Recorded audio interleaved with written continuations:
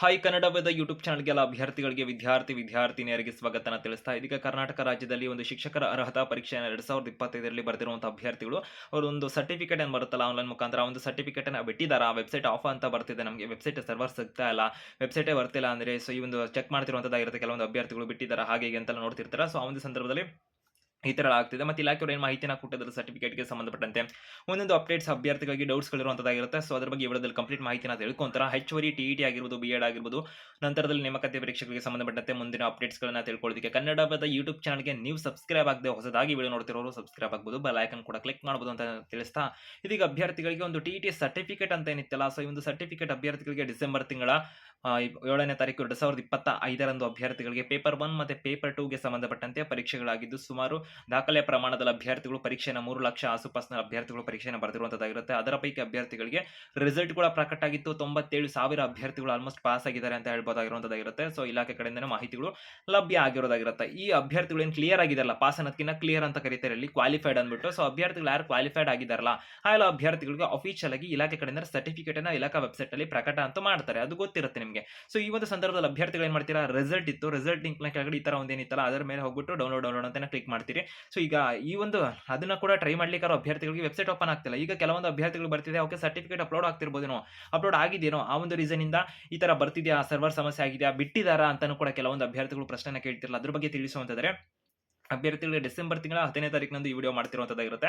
ನೀವು ಯಾವ ದಿನ ಬೇಕಾದ್ರೆ ನೋಡ್ತಿರ್ಬೋದಾಗಿರುತ್ತೆ. ನಂತರದಲ್ಲಿ ಅಭ್ಯರ್ಥಿಗಳಿಗೆ ಡಿಸೆಂಬರ್ 7ನೇ ತಾರೀಕು ಆಗಿರ್ಬೋದು ಅಥವಾ 8ನೇ ತಾರೀಕು 9ನೇ ತಾರೀಕಿಂದ ಕೂಡ ಅಭ್ಯರ್ಥಿಗಳು ವೆಬ್ಸೈಟ್ಗೆ ಕೆಲವೊಂದು ಅಭ್ಯರ್ಥಿಗಳು ವಿಸಿಟ್ ಮಾಡ್ತೀರಾ ಅಂತ ಹೇಳ್ಬೋದಾಗಿರುತ್ತೆ. ಒಂದು ವೆಬ್ಸೈಟ್ ಏನಿದೆಲ್ಲ, ಸ್ಕೂಲ್ ಎಜುಕೇಶನ್ ಡಿಪಾರ್ಟ್ಮೆಂಟ್ ಒಂದು CSL ವಿಭಾಗದಲ್ಲಿ ಇರತಕ್ಕಂಥ ಒಂದು ವೆಬ್ಸೈಟ್ ಏನಿದೆಯಲ್ಲ, ಸೊ ಒಂದು ಬಿ.ಎಡ್ ಅಥವಾ ಒಂದು ಟಿಇಟಿಗೆ ಸಂಬಂಧಪಟ್ಟಂತೆ ಸೇಮ್ ಲಿಂಕ್ ಇರುವಂತದ್ದಾಗಿರುತ್ತೆ. ಆಲ್ಮೋಸ್ಟ್ ಸಿಮಿಲರ್ ಇರುತ್ತೆ ಲಿಂಕ್ಗಳು. ಸೊ ಅಭ್ಯರ್ಥಿಗಳಿಗೆ ಆ ಒಂದು ಎರಡು ಅಭ್ಯರ್ಥಿಗಳಿಗೆ ಒಂದು ಸಮಸ್ಯೆ ಆಗ್ತಿರೋದಾಗಿರುತ್ತೆ ಸರ್ವರ್ಗೆ ಸಂಬಂಧಪಟ್ಟಂತೆ. ಬಿ.ಎಡ್ಗೆ ಸಂಬಂಧಪಟ್ಟಂತೆ ಅಭ್ಯರ್ಥಿಗಳಿಗೆ ಥರ್ಡ್ ರೌಂಡ್ಗೂ ಕೂಡ ನಾವು ಮಾಹಿತಿನ ಕೊಡ್ತಾ ಇದೀವಲ್ಲ, ಅಲ್ಲಿ ಕೂಡ ಅಭ್ಯರ್ಥಿಗಳಿಗೆ ಒಂದು ಸರ್ವರ್ ಸಮಸ್ಯೆ ಆಗ್ತಿರೋದಾಗಿರುತ್ತೆ. ಆ ಒಂದು ಅಭ್ಯರ್ಥಿಗಳಿಗೆ ಚಲನ್ ಆಗಿರ್ಬೋದು, ಅಡ್ಮಿಷನ್ ಸ್ಲಿಪ್ ನ ಡೌನ್ಲೋಡ್ ಮಾಡೋದಕ್ಕೆ ಒಂದು ನೂಡಲ್ ಸೆಂಟರ್ ವರ್ಗ ಆಗಿರ್ಬೋದು, ನಂತರ ಈ ತರ ಒಂದು ಏನು ಚಲನ್ ಡೌನ್ಲೋಡ್ ಬದಲು ನೆಕ್ಸ್ಟ್ ಡೌನ್ ಅನ್ನ ಕೊಡ್ಲಿಕ್ಕೆ ಆಗಿರ್ಬೋದು ಅಭ್ಯರ್ಥಿಗಳಿಗೆ ಸಮಸ್ಯೆ ಆಗ್ತಿರೋದಾಗಿರುತ್ತೆ. ಯಾಕಂದ್ರೆ ಒಂದು ವೆಬ್ಸೈಟ್ ಕೂಡ ಅಲ್ಲಿ ಕೂಡ ಆಫ್ ಆಗಿದೆ ಅಂತ ಹೇಳ್ಬೋದಾಗಿರುತ್ತೆ. ಸ್ಕೂಲ್ ಎಜುಕೇಶನ್ ಡಿಪಾರ್ಟ್ಮೆಂಟ್ ನ ಒಂದು CSL ವಿಭಾಗದ ಕಡೆಯಿಂದ ಈ ಒಂದು ಸ್ಕೂಲ್ ಎಜುಕೇಶನ್ ವೆಬ್ಸೈಟ್ ಅಭ್ಯರ್ಥಿಗಳು ಆಲ್ಮೋಸ್ಟ್ ಆಫ್ ಆಗ್ತಿದೆ ಅಂತ ಹೇಳ್ಬೋದಾಗಿರುತ್ತೆ. ಈ ಒಂದು ದಿನಗಳಲ್ಲಿ ಈ ತರ ಆಗಿದಾವೆ. ಸೊ ಈ ಒಂದು ಸಂದರ್ಭದಲ್ಲಿ ಒಂದು ಟಿಇಟಿ ಸರ್ಟಿಫಿಕೇಟ್ಗೆ ಸಂಬಂಧಪಟ್ಟಂತೆ ಕೆಲವೊಂದು ಅಭ್ಯರ್ಥಿಗಳು ಏನು ಕೇಳ್ತಿರಲ್ಲ, ವೆಬ್ಸೈಟ್ ಆಫ್ ಆಗ್ತಿದೆ, ಹಾಗಾದ್ರೆ ವೆಬ್ಸೈಟ್ ಆಫ್ ಆಗಿದೆ, ಬಿಡ್ತಿದಾರಾ ಏನು ಅಂತ. ಸೊ ಇದ್ರ ಬಗ್ಗೆ ಇಲಾಖೆಯವರು ಹಿಂದೆ ಮಾಹಿತಿನ ಕೂಡ ಕೊಟ್ಟಿರು ಅಂತ ಹೇಳ್ಬೋದಾಗಿರುತ್ತೆ. ನಮ್ಮ ಕನ್ನಡ ಯೂಟ್ಯೂಬ್ ಚಾನಲ್ ಕೂಡ ಮಾಹಿತಿನ ಕೊಟ್ಟಿದ್ವಿ, ಸಾಕಷ್ಟು ಅಭ್ಯರ್ಥಿಗಳಿಗೆ ತಲುಪಿಲ್ಲ ಅನ್ಕೋತೀನಿ.